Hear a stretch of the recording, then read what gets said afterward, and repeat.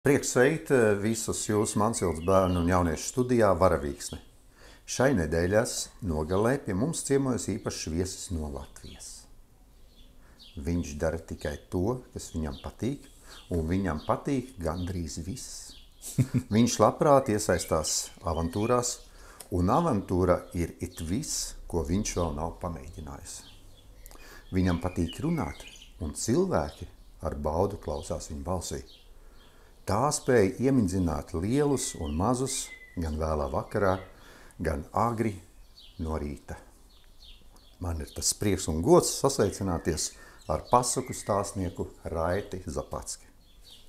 Labdien, Raiti! Labdien, man ir prieks tiešām būt, un tas, ko tu teici par agro rītu iemidzināt, tas laikam nav tas īsti labākais, ko varētu izdarīt, bet, ja tā ir, tad ir.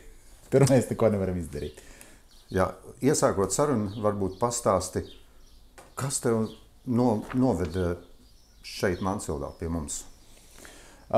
Pasakas, viss tas, ko es sāku darīt ar pasakām pirms vairāk nekā 2 gadiem, šis ir manas darbības rezultāts, jo visu laiku manā dzīvē parādās jaunas iespējas, jauni cilvēki, un konkrēti par Mansvildu decembrī Liena man uzrakstīja un jautāja, vai būtu iespējams, ka es aizbraucu uz Mansvildu, satikties ar bērniem un izveidot kādu kopīgu projektu. Un kā jau tu teici, es esmu avantūrists, un man vienmēr patīk varbūt nedaudz izkāpt no tās savas komforta zonas un pamēģināt kaut ko jaunu. Un tā bija tā lieta, kurai es kārtējo reizi teicu jā. Un tapa pasaka, ko mēs ar bērniem iestudējām, tapa dziesma no manis, un arī tu, Helmut, uzrakstīji vienu dziesmu. Un tā tas viss ir rezultējies, ka pēc 5 mēnešiem es esmu šeit Mansvildā, un mēs visi esam pāris dienās izdarījuši ļoti daudz skaistu darbu, kas paliks atmiņā uz ļoti, ļoti ilgu laiku un priecēs daudz cilvēku. Jauki.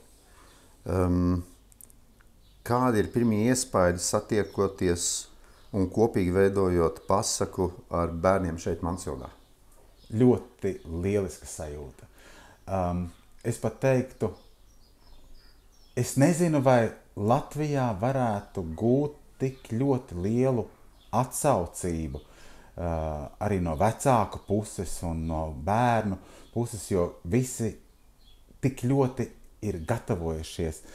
Es jūtos ļoti gaidīts, un vecāki iesaistās tik lielā mērā, ka paši pārtop par dažādu pasaku tēliem, par dzīvniekiem, un viņi ir kopā ar bērniem, nevis tā skatās kaut kur no augšas uz leju, tagad bērni parotaļās, bet vecāki paši iesaistās tajā visā, un man liekas, tas ir lielisks veids, kā bērniem dot tādu kolosālu impulsu, ka arī tad, kad tu esi pieaudzis, kad tu izaugsi, ka tevī vajag saglabāt šo bērna sajūtu, šo bērna prieku, spēju būt brīvam, nesasaistītam un neieliktam tik ļoti rāmjos, jo ja viens tētis var uzlikt asti un peļa ausis, cits vēl kaut ko, piemēram, pārtapt par pingvīnu vai vēl kaut kā, un mammas uzkrāso degunus un uzliek ausis un astes un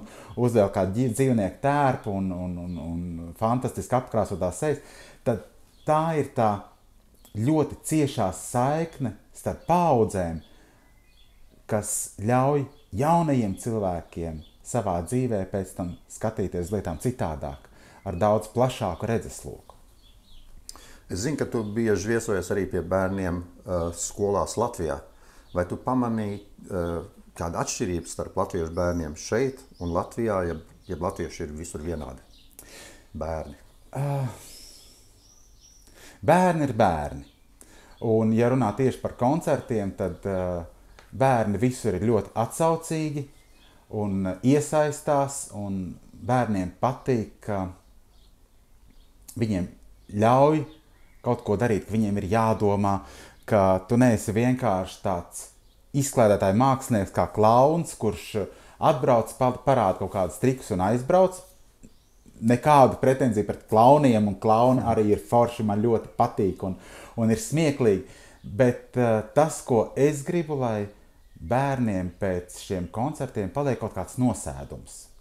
Lai viņi varbūt kaut ko ir iemācījušies, kaut ko minējuši, padomājuši. Mēs ar bērniem aprunājam, pāanalizējam pasakas, ko mēs no tā varam uzzināt, ko mēs no tā varam uzzināt. Minam dažādus vārdus un atjautības uzdevumus, dziedam dziesmas un rotaļājamies. Un jāsaka tas, ka atbraucot šeit uz Mansfieldu, es negribētu, es neuzskatu, ka es esmu kaut kāds populārs cilvēks vai ļoti atpazīstams, bet tas, ka bērni Mansfieldā klausās šīs manas pasakas un zina pasakas un var pateikt, kas ir mīļākā pasaka un kas ir favorīta pasaka, tad man liekas, ka šeit atbraucot uz tādu nelielu kopienu, man ir tāda, kā lai saka, sajūta, ka es esmu kaut kas īpašs, ja? Kā jau es teicu, ļoti gaidīts un mīļi uzņemts un ar lielu sirsnību un pretīm nākšanu. Un arī bērni tieši tāpat, viņi ir iemācījušies visus savus tekstus, ja? Viņi nāk klāt un aprunājas un samīļojas, un es zinu, ka daudz bērni bija apmulsuši, sakautrējušies, ja? Un šodien meitenīte, kas vakar tēloja Žagatu, arī uzdrīkstējās, un pienāca klāt un pateica, ka viņi klausās manas pasakas, un mamma teica, vakar viņi atnāca mājās un teica, man tik ļoti nērti un tā, un skautrējos, bet tas ir forši, ka bērni satiek dzīvē cilvēkus, ko viņi varbūt redz tikai internetā, un viņi zina to balsi, bet tas ir cilvēks attālumā, un tu nezini, kāds tas cilvēks realitātē ir, bet satikt realitātē un kļūt par šī cilvēka draugu, tā ir pilnīgi cita nozīme. Ja, Latvijā ir citādāk. Latvijā bērni dzīvo Latvijā, viņi mācās latviešu skolās, te tomēr ir kaut kāda tā, nedaudz Latvija ir distancētāka. Ja? Un tā Latvija nav tik viegli aizsniedzama ar roku. Ja? Un es atbraucot šeit, es atvedu gabaliņu Latvijas sev līdzi. Ja? Un man liekas, ka tas ļoti daudz arī bērniem nozīmē. Tur ir tā atšķirība. Atgriežamies pie pasakas, kura šeit tika dažu stundu laikā uzfilmēta un veidot tāda tā kā filmiņa. To, cik tas bija grūti vai viegli uzfilmēt, to mēs te visi redzējām, bet pastāsti, kā tapa pasaka, cik viegli bija viņu uzrakstīt, vai grūti, un vai viņi nāca uzreiz, vai bija vairāki varianti. No sākuma es sāku rakstīt Ačgārno pasaku. Es domāju, vai kaut ko tādu neparastāku. Un Ačgārnā pasaka bija tā, ka saule uzrietēja vakarā, un jaukā vasaras dienā uzkrita sniegs, un zaķim ar nezinu, tur lāča ausīm, ja. Vārds sakot, es sāku rakstīt, un es tik ļoti sapiņķerējos tajā visā jau pēc puslapas uzrakstītā, ka es sāku pārlasīt, kas tur, kā tur ir. Un tas sanāca tik Ačgārni, ka es sapratu, ja es nesaprotu, tad bērni netik nesapratīs. Un tad es domāju, ka, vai kaut ko tādu, man arī bija pateikts, ka būs 7 vai 8 bērni, kas runās, līdz ar to man bija jārēķinās ar to skaitu. Un ko tad visvieglāk var atveidot dzīvniekus, kuriem var tērpus uzšūt un sējiņus uzzīmēt un pielāgot. Un tad man tā doma par to nolaupīto burkānu bija jau diezgan pasē. Bet te bija iespēja realizēt. Un tad jau zini, kā sāc rakstīt, un tad izdomā vienu, izdomā otru, kāds tas tēls būs. Un tad parādās vāvere, kur grauž riekstus un ir bišķiņi pakurla un neko nedzird, ja, un kurai nav nekas jāsaka, bet Vāvere, man liekas, šajā uzdevumā ir tik ļoti izteiksmīga bez neviena vārda, un es ceru, ka mēs to visu varēsim drīz novērtēt. Un arī vispārējie tēli, ja, viņi kaut kā iezīmējās ar ļoti, ļoti labām iezīmēm tieši tam konkrētiem tēlam. Ja? Man liekas, kastings bija izcils. un tā tapa tā pasaka. Viņa netapa ilgi, tie bija kaut kādi 2 piegājieni, 2 vakari, un pasaka bija uzrakstīta. Un kaut kāda morāla tomēr arī beigās ir, ja, ka ir jādalās, ja, ka tu nevari tā, ka tev tas ir vienam, un ka ir otram arī jādod tas prieks. Un pasakas ir tās, no kurām mēs mācamies, un jebkurai pasakai beigās ir jābūt kaut kādam tādam iezīmētam atrisinājumam, ka pasaulē ir jākļūst labākai. Tavā lapā pasakas var apskatīt, es saukt viņu par fotopasaku, Sniega karaliene, kas ir ļoti krāšņa, ar krāšņām bildēm un tādām dzejas rindām. Un šī pasaka savukārt, kas tap šeit Mansvildā, to mēs varētu saukt par video pasaku. Jā. Vai tev kādreiz jau bija, varbūt ir bijusi tāda slēpta vēlme kaut kur iekšā tevī uztaisīt tādu video pasaku, jeb šis bija kaut kas tāds pēkšņs, negaidīts un pilnīgi jauns kaut kas tev? Šis bija pilnīgi kaut kas negaidīts un pilnīgi kaut kas jauns.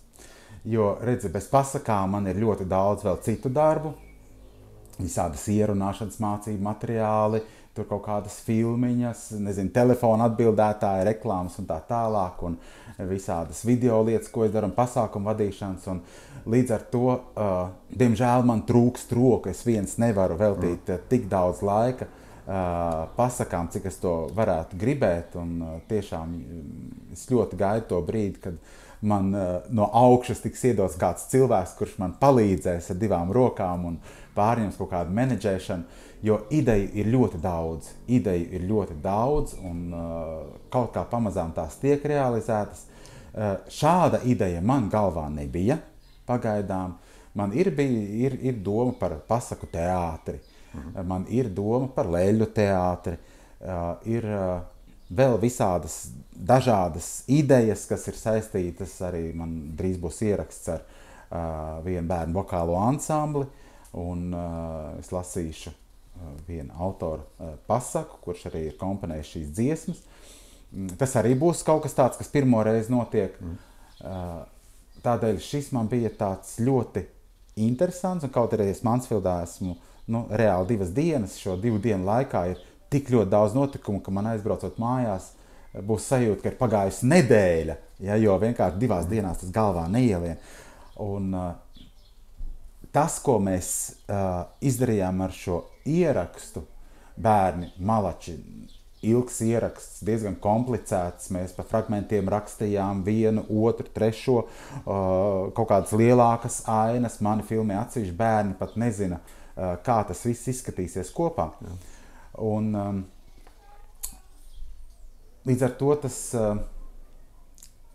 tas mani vedina uz domu, ka varētu arī turpmāk kaut kas tapt. Ja? Ja, šī būs lieliska pieredze mums visiem. Kas to lai zina? Jā. Tiksimies Mansvildā un rakstīsim citu pasaku. Jā, noteikti.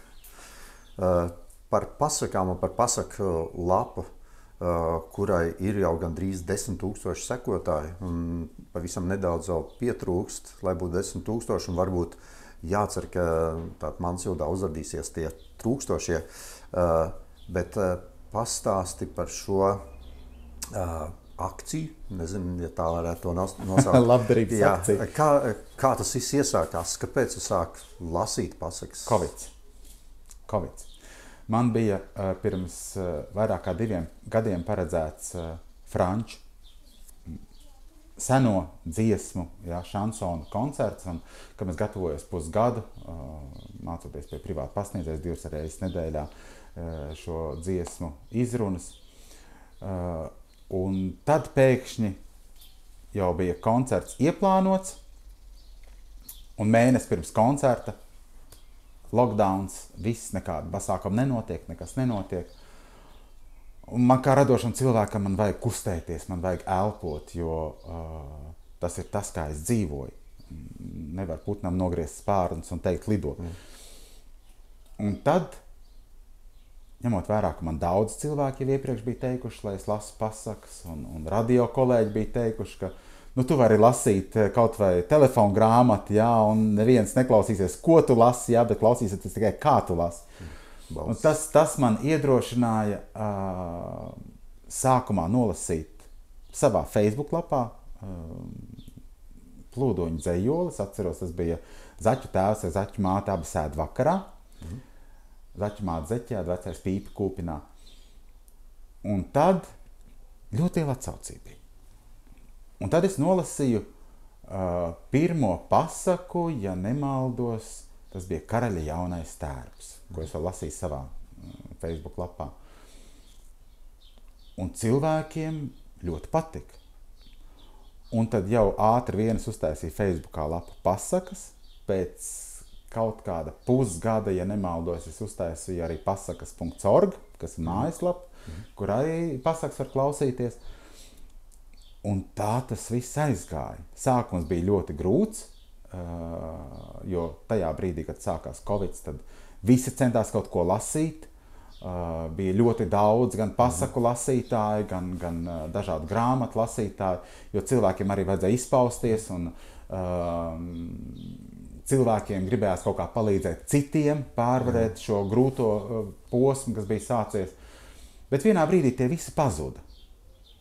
Un arī man bija tā, ka nezināju, atsākt pasakas rudenī, neatsākt, jo es biju uztaisījis tādu pauzīti.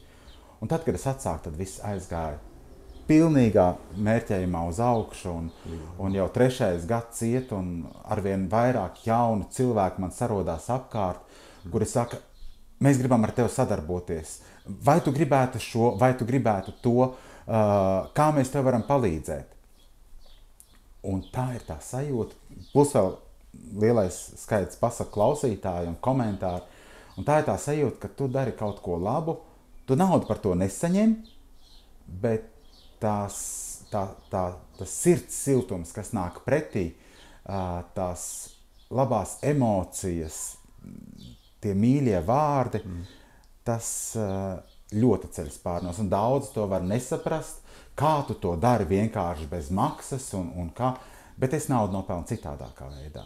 Ja? Man ir citi darbi, ar ko es pelnu. Un ja es šādi varu palīdzēt bērniem, pieaugušajiem, vecākiem vai veca gadagājumu cilvēkiem, kaut kādā veidā mierinot viņus, iepriecinot, nomierinot. Tas ir lieliski. Fantastiski. Tas ir lieliski. Vai tev ir izdevies saskaitīt, cik pasakas tu esi nolasījis šo 3 gadu laikā? Un vai ir atradusies kaut kāda tava mīļākā pasaka starp tām? Man ir grūti pateikt, cik pasaka ir nolasīts, jo ir bijis tā, ka ir tā pati Sniega karaliene tev pieminētā pēc fotostāsta. Es šo pasaku lasīju, un grāmata ir ļoti gara. Stāsts ir ļoti garš, un tas tiks sadalīts 3 daļās, 3 lasījumos, 3 otrdienās. Bet ir arī tādas reizes, kad es ielieku kādu uzkomponētu dziesmu vai kādus dzejoļus lasu. Grūti ir pateikt, es šaušu uz dūlo, varētu būt kaut kas ap 90-100 lasījumiem. Pasakas tieši varētu būt. Un ir kāda tāda mīļākā, ja visas ir mīļas? Man ir viena ļoti mīļa autore, pasaka autore, kas savas pasakas izvilka no Lādes laukā, tad, kad dzirdēja mani interviju Latvijas radio pirms 2 gadiem bērnu dienā, 1. jūnijā. Viņa atsūtīja savas pasakas uz radio, uz Latvijas radio ar vēstuli. Visas pasakas bija rakstīts ar roku un pavadošā vēstuli, un ar tekstu, ka viņa nebija domājusi, ka pasakas kādam vēl ir vajadzīgas.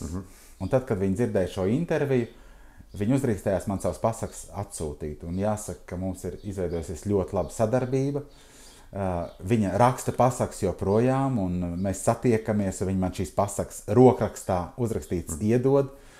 Un jāsaka, viņai ir ļoti labas pasakas. Ja kāds grib paklausīties, tā ir pasaka par mušu, ja mušmaize, 7 rūķīši bez sniegbaltītes. Ir vēl viņai Liāna Logina autora. Tad man ļoti mīļa pasaka ir Imants Ziedoņa par pogu. Tie ir ļoti spilgti tēli, kas tur parādās. Ir daudz pasaku, bet jā, par pogu, mušmaizi man ļoti patīk. Viens no pēdējiem hitiem, kas man patīk, Rīgā Franču licejs man piedāvāja ierunāt 9 bērnu pasakas par drošību internetā. Viņiem skolā bija konkurss, ko bija rakstījuši 1. līdz 4. klases skolēni. Un šīs 9 pasakas es ierunāju, un viena pasaka nonāca arī manā pasaku krājumā un lapā. Pasaka par Gliemes YouTuberi, un ļoti jauki uzrakstīta pasaka ar domu graudu, ļoti spilgti tēli, ja, gan tur franču taurinītais par sita, ja, kas runā franču valodā, kas pēc tam ir jātulko, un Gliemezes, kurš ir pilnīgi lēnīgs un gatavos salātiņus. Ja, un bērni, tā kā šo dzird, tad viņi nevar sagaidīt, ka tas Gliemezes beigas runāt, bet Gliemezes ir lēns. Jā. Un visforšākās pasakas ir tās, kur ir ļoti spilgti tēli, kuri lasot momentāli atdzīvojas, un tu šiem tēliem var piemeklēt balsi, kādā viņi dzīvo. Un pasakā par pogu, tā ir noteikti matsprādzīte, tas ir rāvējs slēdzis, un katram viņam ir savs temperaments, ja, un savs dzīves gājums, un tas viss ir iekodēts pasakā iekšā. To vajag tikai ņemt un izcelt laukā un parādīt šīs īpašības. Vai ir tā, ka tu izvēlies pasaku, ko lasīt, ja varētu tā kaut kā filozofiski skatīties, kad pasaka izvēlās tevi? Kad tu lasi kaut kā un tu jūti, ka tā pasaka ir īstā, kur ir jālasa.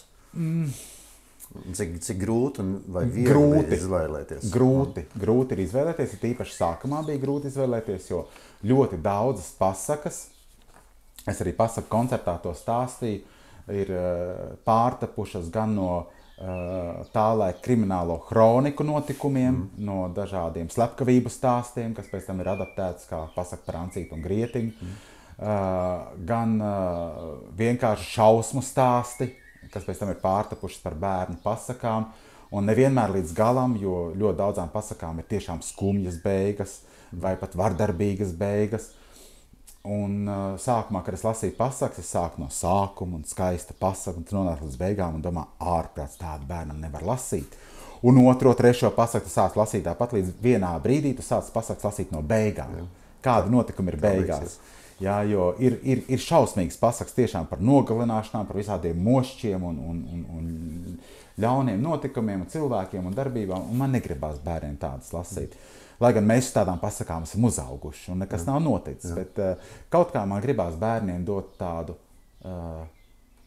tādu tīru, skaistu pasaku bez kaut kādiem tādiem, ir reizēm skumjas pasakas, ja, par Alvas Zaldātiņu ir skumja, kur tā balerīna ar Alvas Zaldātiņu sadeg kamīnā, un tāds mīlas stāsts, bet lielākais, lielākais pagodinājums man ir tad, ja ir kādas šādas sentimentālas pasakas un man cilvēki uzraksta vai zvana un pasaka, es klausījos tā pasaku un es raudāju. Un tad tu saproti, ja, ka tu esi aizskāris tās stīgas, ja, ka tu esi trāpījis. Un tas ir tas vislielākais novērtējums. Ja, ka... Vai pasakas ir arī lielajiem? Teiksim, tās pašas pasakas, ko tu lasi bērniem, varbūt tu izvēlies mērķa auditoriju bērniem, bet vai arī lielajiem tomēr vajadzētu? Pasakas ir visiem. Pasakas ir visiem, jo katrs pasakas uztver citādāk. Jā. Tāds zīdainīts vai divgadnieks, ja, viņš to pasaku klausīsies, viņš dzirdēs tikai balss intonāciju. kas viņu nomierinās, ja, kas būs plūdīga, skanīga, tāda melodiska, un viņš klausīs tikai to intonāciju, un viņš kļūs mierīgs. Lielāks bērns jau kaut ko atradīs, jau kaut ko sev piemērot. Pieaudzis cilvēks jau saskatīs kaut kādu citu gudrību. Cilvēks, kuram ir jau tāda cienījama gadu nasta, jau ar tādu pilnīgi citu skatījumu ar savu dzīves pieredzi, jau pieeja šai pasakai un atradīs vēl kaut ko citu. Un tādēļ, jā, es zinu, ka man šī pasaka auditorija ir no ļoti maziem bērniem līdz ļoti, nu, teiksim, cienījam gadu cilvēkiem un klausās, un daudz mani kolēģi gan radio, gan televīzijā klausās. Tā kā, jā, tas ir ļoti dažāda vecuma auditorija, un katra no šīm pasakām ir, es domāju, ka piemērota pilnīgi visiem. Mēdz teikt, ka dzīve ir kā pasaka. Nu, kādreiz dzīvē iet kā pasakā. Un, ja tu pieņemtu, ka tava dzīve ir kā pasaka, ar kuru pasaku tu to varētu asociēt? Tas ir grūts jautājums. Zini kā, dzīve ir pasaka. Te laikam ir jāpasaka viena dzīves gudrība. Varbūt tā pasaka nav uzrakstīta. Varbūt es viņu rakstu. Ja? Bet dzīve kā pasaka, te ir jāskatās no tā, tas ir atkarīgs no katra cilvēka, kāda viņam ir dzīve. Ja es gribēšu, lai man dzīve ir pasaka, es teikšu, man dzīve ir pasaka. Ja? Un no augšas, lūdzu, ņem, tava dzīve ir pasaka. Ja tu teiksi, man ir slikti, man dzīve vispār nekam nedara. Ja? Tur paskatīsies, tev ir slikti, tev nekas nedara. Nu, lūdzu, saņem to, ja, ka tev ir slikti, tev nekas nedara. Un cilvēki bieži vien grēko ar savu domāšanu, sakot, ka man ir slikti, jo vairāk cilvēki teiks, ka viņiem ir slikti, jo mazāk viņa dzīve izskatīsies pēc pasakas. Un par to salīdzināt to pasaku ir grūti teikt, nevar, jo katra pasaka ir atšķirīga, un katra cilvēka dzīves gājums un dzīves stāsts ir atšķirīgs, un tu nevari viena cilvēka dzīvi vai pasaku pielīdzināt kaut kam citam. Ja, katrs cilvēks veido savu. Jā, man liekas, tu labi pateici, ka tava dzīve ir pasaka, un tu to raksti šobrīd. Jā. Tava pasaka tiek tapināta. Jā, jo mēs katrs veidojam šo savu dzīves stāstu, mēs piepildām dzīves saturu ar to, ko mēs vēlamies, lai tas ir manā dzīvē. Un ja manā dzīvē sagādā prieku atbraukt uz Mansfieldu un būt kopā ar bērniem un ar visiem pārējiem, tad tas ir viens no pasakas skaistajiem momentiem. Jā, burvīgi. Varbūt kāds kopsavilkums rezumējums par šīm 2 dienām Mansfildā, kaut kas, ko tu vēl nepateici, ko es tev nepaprasīju. Es nezinu, man liekas, es esmu tik daudz teicis, paldies šajās dienās, un es nebeigšu to darīt, un noteikti vēl būs daudzi ēpasti un ziņas no manis ar paldiesiem, jo tiešām es braucu pie pilnīgi svešiem cilvēkiem, un es zināju, ka te notiek liela gatavošanās, bet tu jau nekad nevar zināt, kas tevi sagaida, bet, kā jau es minēju, es sajūtos ļoti gaidīts, un visi ir atvērti un draudzīgi un priecīgi, un es jūtos kā mājās, visas tās milzīgās rūpes, kas tiek izrādītas, un uz visu ir jā, un viss. Man ir sajūta, ka es gribētu dot vēl vairāk, bet es nezinu, ko es varu dot. Ja? Mums tad jādod iespēju tev dot vēl vairāk. Jā, un tā kā tiešām jā, tas lielisks piedzīvojums, lieliska pieredze. Šī, starp citu, ir pirmā reize, kad es un pasakas, jo es jau sevi asociēju ar pasakām. Pasakas pirmo reizi izbrauc no Latvijas un ciemojas ārzemēs, un es domāju, ka tā nav pēdējā reize, un jā. Kāds mazs novēlējums stimuls mūsu mazajiem varavīksnes bērniem varbūt? Klausīties mammu! Nē. būt labiem, būt latviešiem, jo esot šeit, es ļoti saprotu to, ka tas nevienmēr ir viegli, jo apkārt ir pilnīgi cita vide, pilnīgi cita kultūra, kas ir ļoti atšķirīga no latviešu mentalitātes. Un paldies visiem vecākiem, kuri saviem bērniem gan māca latviešu valodu, gan runā ar viņiem latviešu valodā un dod šo iespēju būt latviskā vidē. Un tas ir tas galvenais, kad kaut arī daudz bērnu pat nav bijuši Latvijā, bet viņi ļoti labi jūt šo saikni, ja? un nepazaudē to. Tas ir ļoti svarīgi. Ja. Sarunas noslēgumā man tik atliek tev teikt milzīgi paldies, ka tu biji kopā ar mums šīs 2 dienas. Paldies par fantastisko darbu, ko tu ieguldīji filmiņas veidošanā un par jauko pēcpusdienu. Un lai tev daudz jaunu radošu veiksmi un rakstam tālāk katrs savu dzīves pasaku un varbūt šīs pasakas atkal satiekās. Paldies! Paldies, mīļš! Paldies tev!